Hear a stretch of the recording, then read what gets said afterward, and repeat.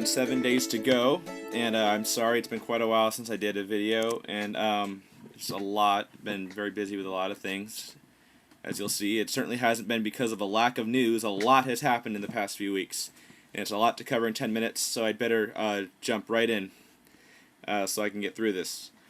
First off, a casting call for Eustace Clarence Scrub, and they're already casting for Eustace. It shouldn't come as a surprise. They're shooting in January after all. And they say that it's going to require an extremely talented actor aged 11 to 14. In the book, Eustace is 9, but, it's just the way filming works. Actors age, and he needs to be, about the same age as Lucy. So, it's just the way it goes when you're filming a movie, an actor's age. But I like what they say about him, about having to start out as an obnoxious pig and then become a more likable and sympathetic character at the end. Thanks to the influence of Aslan. Great that they said that.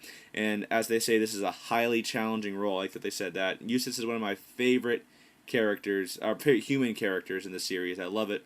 I think it's more realistic when characters start out bad and become good. There's more of a reason why they good, So I always also like Edmund for that reason. So very anxious to see who they pick for Eustace. I think he's a wonderful character. As I said, very challenging role. I had the honor of posting the news on NarniaWeb that there's going to be a preview for Prince Caspian shown at Comic-Con in 2007 in a couple weeks. And does this mean a trailer is coming soon? Maybe, maybe not. The wardrobe trailer came out about 6 months before the movie. And Disney, I think, tends to release trailers later than most studios do. They did that with Pirates. But since this is a sequel, maybe they'll release it sooner. I don't know. Shooting ends in August, so we should start looking for it after that. But I would still expect a trailer in November, December, something like that. Can't wait for that. We'll talk more about trailers later. There's all kinds of pictures of the bridge of Baruna on whatever they're doing to try to keep that set a secret is obviously not working. There's been a lot of pictures from every imaginable angle, and so once again, we'd already seen concept art of it. It's a little bigger and more elaborate than I imagined, like a lot of things in the movies. But I overall like the design. It's pretty neat. I like sort of the X thing with the logs and all that. It should be pretty cool to see it collapse, since we know the river guide's going to be in the film. Should be a really coal scene. I don't really like the location they chose. It's not really how I imagined, and just seems a little too clean and epic or whatever. I always thought of Narnia at this stage as being more foresty, more overgrown, of course, and that doesn't really give that look. But we'll see it in context for the rest of the film, and we'll see what happens. Speaking of the climax, there's a rumor, and we have to stress this is a rumor. NarniaWeb Knight of Gondor, he's contributed a lot to NarniaWeb. We get a few reports from him every day. Just links to stories and stuff. He's very helpful.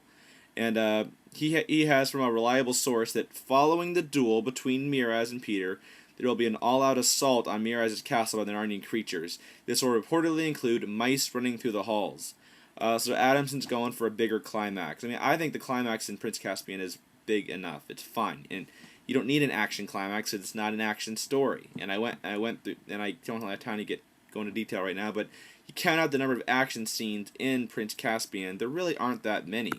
The Battle of Baruna and the Peter Miraz duel, that's kind of the only real action sequence. There are tiny little action moments in Prince Caspian, but it is certainly not an action story. Not many of the Chronicles are.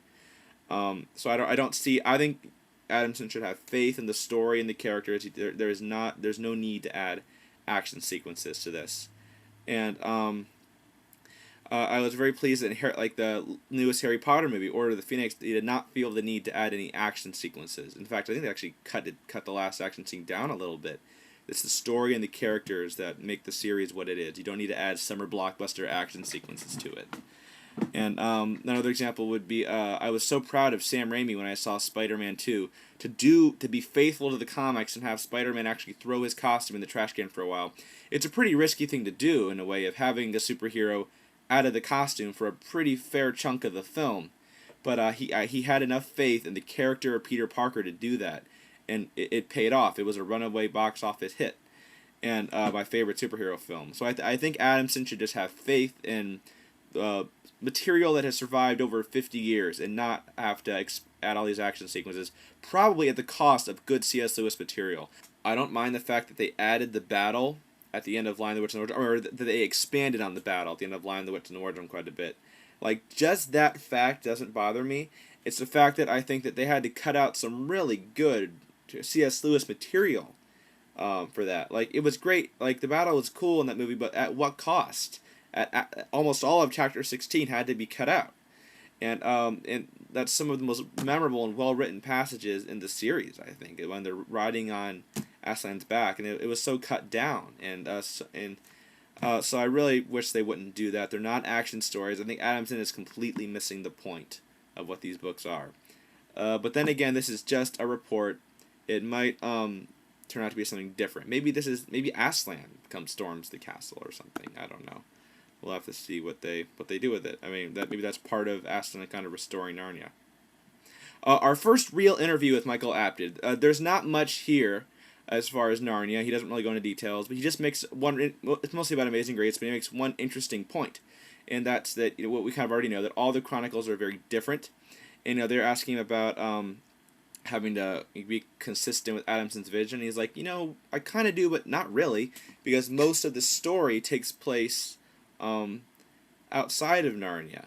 Right? All of the story does it. They're not Narnia at all in Dawn Treader, and so it'll be cool to see a new, fresh take on it. And he doesn't have to be tied down very much at all by Andrew Adamson's vision. And I'm hoping he won't feel the need to add like big action sequences to Dawn Treader or anything. And it has a very emotional, tear-jerking climax. And don't put a battle in there or something, please. That's not what the book is about. So, interesting interview. Great to finally hear from him. The 5th production blog is Drawing Caspian Part 2. There's 3 more storyboards. The first one, just like the last one, there's 3 storyboards in this one. The first one is Caspian looking at what I would suppose is Glenstorm. Glenstorm's holding a sword. And is it the Dancing Lawn? Is this when they meet him? I don't know. Looks pretty neat. Glenstorm looks cool. Then there's another one that I'm going to guess it's Caspian. Might be Susan. Hard to tell. But according to the arrow thing, she's bending down to drink, and an arrow is hitting a tree behind her. So it looks like maybe Caspian is about to drink something, then he bends down just in time, and the arrow goes over his head. Maybe this is when he's fleeing the castle, and he stops for a while.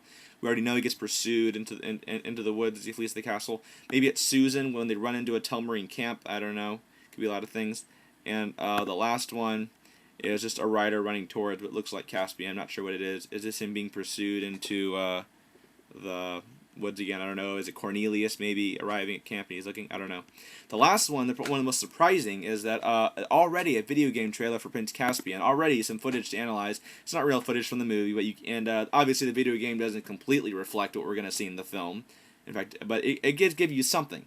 And it was interesting. They talked about you might find Narnia a darker place than it was before. It's just going to be a much darker, grittier place than Wardrobe, which seems fine to me. Interesting, it shows Cair Paravel actually collapsing. Are they going to actually show like a flashback of the Telmarines like tearing apart the castle? We don't really know that happened in the book. Some people might assume, some people might not. I never thought of it that way. But you can't really judge that from the game trailer, actually. I don't know. But very strange to see a game trailer this soon. And there's a lot of interesting stuff about the trailer, that game trailer. Maybe you can draw something from the movie, maybe you can't. I don't know. But I'm out of time right now. Let me just use these last few seconds to say that in about 2 weeks or so, visit NarniaWeb. Man, I like to go into more detail, but visit NarniaWeb in about 2 weeks, and arguably the biggest story NarniaWeb's ever posted will be up, and that's all I can say. So check NarniaWeb in a few weeks. 307 days to go until Prince Caspian. A little longer until Dawn Treader. Can't wait.